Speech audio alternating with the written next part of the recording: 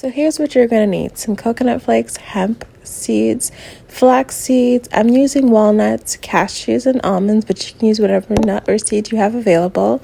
I'm also using brown coconut sugar, my coconut oil, and local maple syrup. Full recipe will be in description and or on my blog. Then you're going to place all of your ingredients inside of your bowl. Place your flax seed, your hemp seeds, and you're going to make your drizzle. So you're going to add your coconut oil, your maple syrup, and a little bit of your coconut brown sugar to, it makes it melty. And you're going to toss that mixture of coconuts and seeds, drizzle that thing on top of that thing, and you're going to mix. But y'all, this thing right here smells so good. Make sure to preheat your oven to 350 degrees.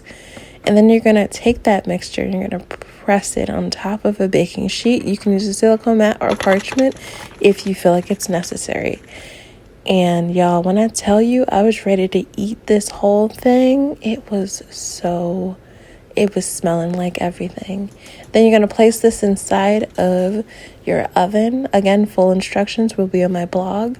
Once it is ready, you are going to let it chill. Now listen to this, y'all.